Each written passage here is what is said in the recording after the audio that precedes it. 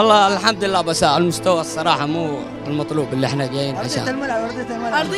أرضية الملعب مرة. أنا أقول العين بس. نبغى كم المباراة دي؟ نبغى العين. النادي الله يحفظكم ويوفقكم ان شاء الله. بإذن الله آسيا، باقي آسيا. الدوري الاتحاد السنة الدوري الجوهرة وسبقنا الأهلي. أنا أبغى بس باجندوح يكون أساسي في كل مباراة. أهم شيء نشوف محمد نور مع السلامة. أهم شيء نشوف محمد نور مع السلامة. اتمنى من الاتحاد انه يشد من حاله ويقدم مستوى افضل من المستوى اللي قدمه. أول شيء أقول بدري على المستوى، بدري نحكم على المستوى، وإن شاء الله بإذن الله إنه مستوى الاتحاد يتطور مع المباريات الجاية. مستوى يعني كويس بإذن الله. والله المستوى لا بأس فيه يعني، بس ما يحتاج يعني الدميري يرجعه، يعني الدميري جايبينه قلب احنا، يروح يلعب ظهير ايسر وعندنا ظهير ممتاز هجومي. شوف اليوم الجهه اليسار مره ميته هجوميا.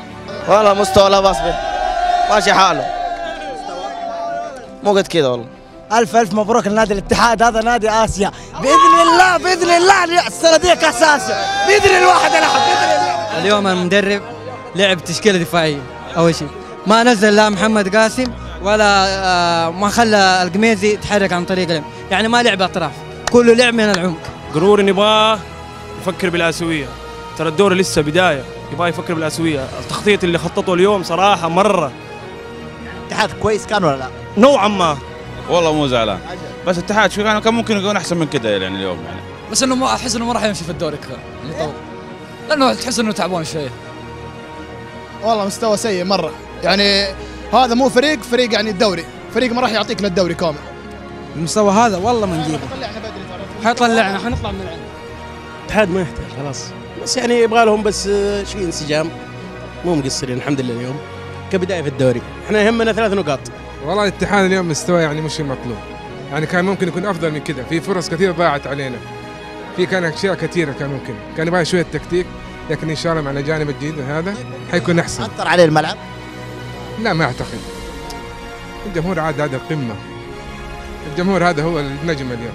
الجمهور الرقم الصعب، رقم 1 دايم في اي مباراه للاتحاد، هذا الصدق واللي لازم نقوله للجمهور. والله بداية طيبة في الدوري والأفضل في آسيا إن شاء الله. والله اليوم 100 الحمد لله، بس فوز 1-0 وبين 60,000. والله عاد ان شاء الله باذن الله نعوضها ان شاء الله باذن الله المباريات الجايه باذن الله. مستوى احسن من المباراه اللي راحت الحمد لله. قدام 60,000 و1-0. والله في فرص، بس الحظ يعني وارضيه الملعب شويه ما ساعدت. والله زعلان من المستوى الصراحه، عكس الناس امام الجمهور. هذا المفروض فورة 5-6، شيء مو معقول. باقي آسيا يعني المستوى هذا ما يخارج في آسيا والله صراحة، قدام العين وقدام ما يخارج صراحة. يعني كنا نتوقع 4-5، يعني حاطين فايزة 2 قبل كم يوم على الفتح، احنا نفوز 1 وبالقوة زي كذا بالمستوى هذا.